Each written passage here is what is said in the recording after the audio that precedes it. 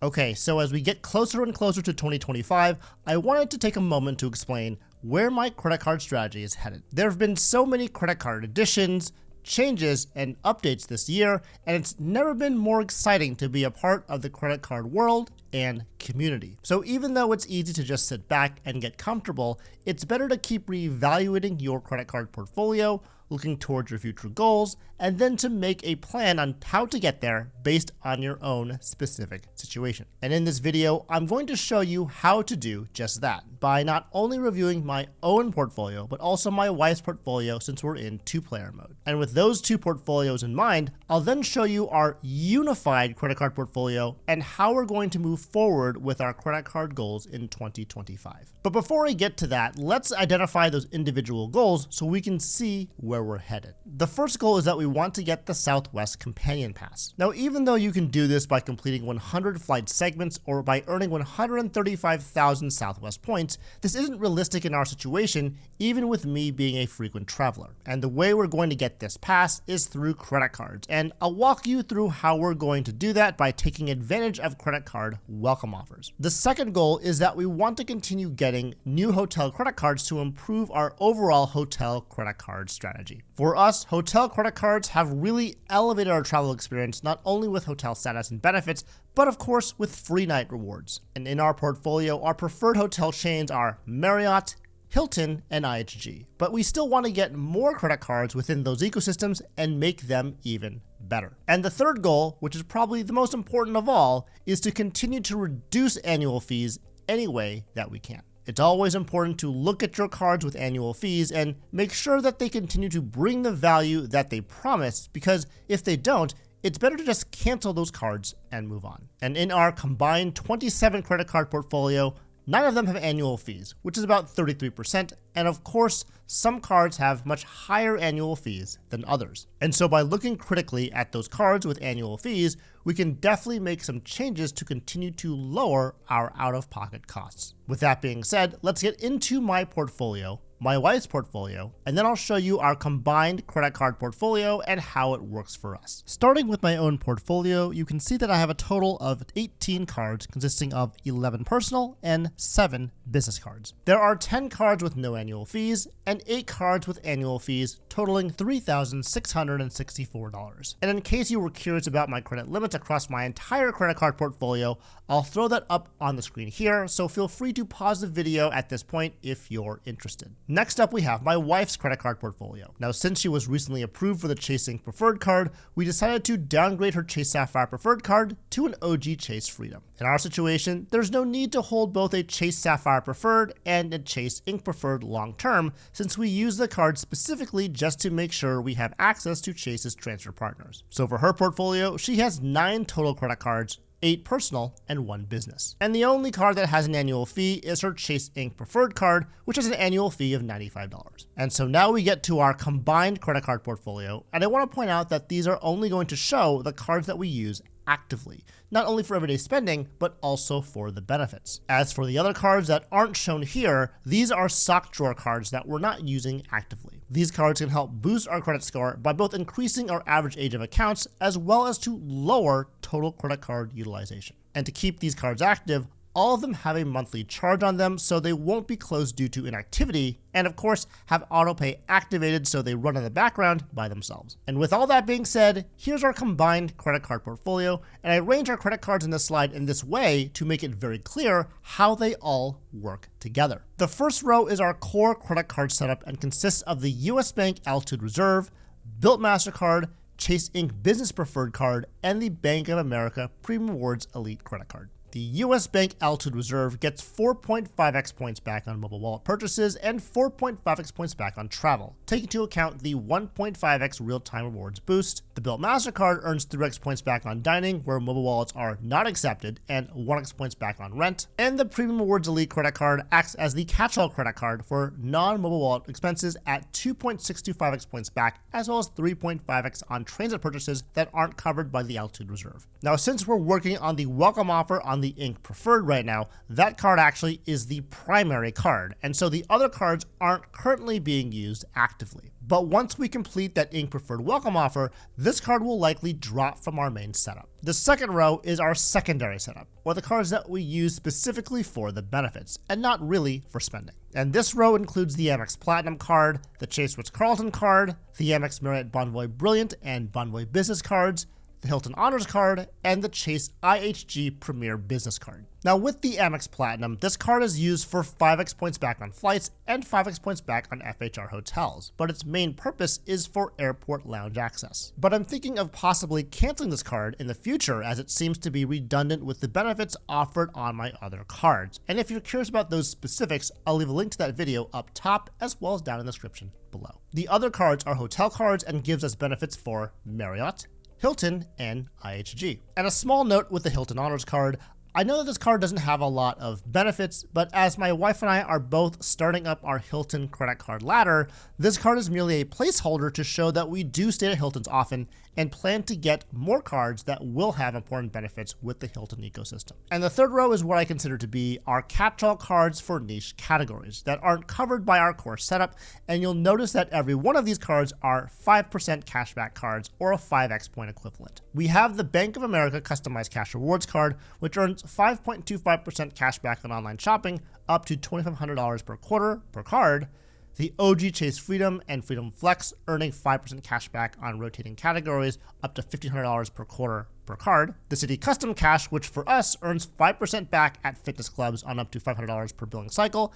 And the Chase Ink Cash, which earns 5% cash back on internet, cable, and phone services, at least for our purposes. Okay, so that's our combined credit card portfolio, so you know where we're starting, but no good roadmap is complete without first talking about our status with Chase 524. For my wife and I, she and I are both currently at 424, with me falling to 324 in October, and with her falling to 324 in January of 2025. So luckily, we both have some room to add more cards without having any issue with 524. And this is good to know because, like I mentioned before, the first goal we have is to obtain the Southwest Companion Pass, and Southwest credit cards are all with Chase. I travel a lot for work, and it'd be really nice if I could bring my wife with me, but we don't really want to pay for those extra plane tickets if we don't have to. And as I complete about 50 flight segments a year just for work, if I were to bring my wife along with me, even for a fraction of those flights, this would be an amazing value proposition that would blow any credit card welcome offer out of the water from just pure value from those free flights. Not only that, but if we time this correctly, we could get the Companion Pass for not only 2025, but also for all of 2026 as well. So this is something we really want to get. But how do we get there? Well, the plan is to apply for one Southwest business card and one Southwest personal card, and use both welcome offers to reach that 125,000 points needed for the Southwest Companion Pass. As a Southwest cardholder, you get a 10,000 point boost every year, so that's why the goal is 125,000 instead of 135,000. So around early October, I'll apply for a Chase Southwest business card and start spending on it to get close to completing the minimum spend requirement on that card. And once I get very close to completing that business card welcome offer, I'll apply, probably in late November or early December, for a Chase Southwest personal card and again start working on that welcome offer, but not actually completing it. The most important part of this strategy is to make sure that the welcome offer on both cards post to our Southwest account in 2025 so they can count for the Companion Pass in that year. And although the absolute safest thing to do is to complete the welcome offers in January 2025, you don't have to wait that long if you know what you're doing, but if you go this route, please tread carefully. When you complete a welcome offer with Chase, they'll award you with the points from the welcome offer, but these points will not post to your external airline or hotel account until after your next statement close date. So if you look at your statement and you see that your next statement will close in 2025, you could choose to complete your welcome offer in December of 2024. But please be very careful if you do this. You don't want to mess this up because if your Southwest points for some reason post in 2024, well, then the strategy will fail. Personally, I plan to take the safer route and make sure that both welcome offers are completed in January of 2025, so there's no chance of me messing this up and destroying my chances to get this companion pass. Okay, so the next goal we have is to continue building our hotel credit card portfolio to bring even more value and free night rewards. Starting with our Marriott setup, we earn 2 85K free night awards and 1 35K free night award every single year, with the Bonvoy Brilliant card also getting us automatic Platinum Elite status. And the next and final card that I like to get to complete our Marriott strategy is the Chase Marriott Boundless card. Now, since I got the American Express Marriott Bonvoy Business Welcome Offer around April of 2023, that means I need to wait at least until May of 2025, which is a 24-month period, before I can apply for this Chase Bonvoy Boundless card and qualify for its welcome offer. Of course, there's no rush to get this card, but it'd be ideal if I could get it when it has an elevated welcome offer like that 5 free night award offer, which has come up several times in the past. And once I get that card, that will complete our Marriott strategy with a total of 2 85K and 2 35K free night awards every single year. Next up, we have Hilton, and as my wife and I are working up the Hilton credit card ladder, our next target is going to be the American Express Hilton Honors Surpass card. Now, there are 2 reasons why it's important for us to have this card in particular. The first is that the card comes with Hilton Gold status, which is so important to have with Hilton stays because it's the lowest status tier that unlocks that daily food and beverage credit, which is a phenomenal benefit in the Hilton program. And the second is that it's nice to have the option to earn a Hilton free night certificate after spending $15,000 in a calendar year on the Hilton Surpass card. I know that this benefit isn't for everyone, but it gives us flexibility in the case that we're gardening and we don't want to get another welcome offer card for a larger expense. But we've both never had this card before. So of course, when we get this card, we'll get year 1 value from the welcome offer with the option to keep or cancel one of the cards at its next card member anniversary. For this year, we did end up getting a great welcome offer on both of our Hilton Honors cards a few months ago, totaling 140,000 Hilton Honors points, 2 free night awards, and 25,000 MR points, and so we're pretty happy with that. Moving on, the next hotel chain is IHG, which is the newest hotel addition to our collection. Currently, we have the IHG Business Premier card that gives us IHG Platinum Elite status and an anniversary 40K free night award every year. I also recently signed up for Intercontinental Ambassador status, which comes with its own complimentary weekend night with Intercontinental, which means I technically have 2 free nights to use every year. Now, those 2 free nights are probably enough for us since we also plan on having the ones from Marriott and Hilton as well. But if we need more annual free nights, my wife or I could also apply for the personal IHG Premier card, so that's something we might do in the future. And our third goal is to reduce our overall annual fees, and there are 3 moves that I'm going to do to make this happen. The first move is to cancel my Amex Business Platinum on its next card member anniversary, dropping my annual fee total by $695 as I have no further need for this card. The second move is that I'm toying with the idea of canceling my personal Amex Platinum card as well. But one of the main issues that gives me pause is that this card provides a very important benefit to us,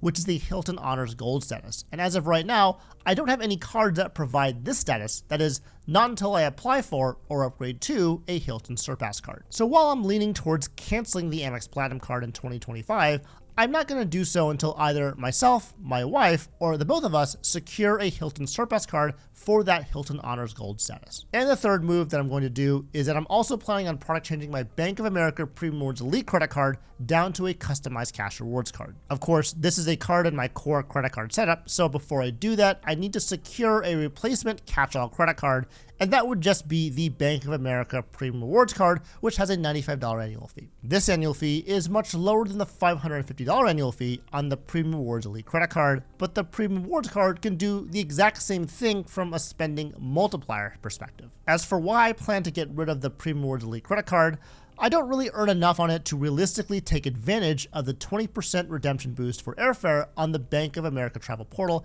as I use my US Bank Altitude Reserve card for most of my spending. And while the Priority Pass on this card is really good because it gives access to Priority Pass restaurants as well, I do also have the US Bank Altitude Reserve card and the Chase Ritz-Carlton card, which covers our needs for airport lounge access. Specifically, the Altitude Reserve gives us 8 additional passes per year to Priority Pass lounges, including Priority Pass restaurants, and the Chase Ritz-Carlton card gives us unlimited Priority Pass access to lounges, including the Chase Sapphire lounges. So by dropping these 3 cards and adding the Premium Rewards card, I can lower my annual fees by $1,845, which is incredible to think about, and definitely the direction we want to go with our credit card portfolio. And so that's our credit card portfolio as we move from 2024 into 2025. Again, it's so important to be strategic when it comes to credit cards. And of course, this roadmap is always subject to change as new cards and new changes can shake things up in a big way. But as you've just seen, there's a way to structure your credit cards to get the most value out of them.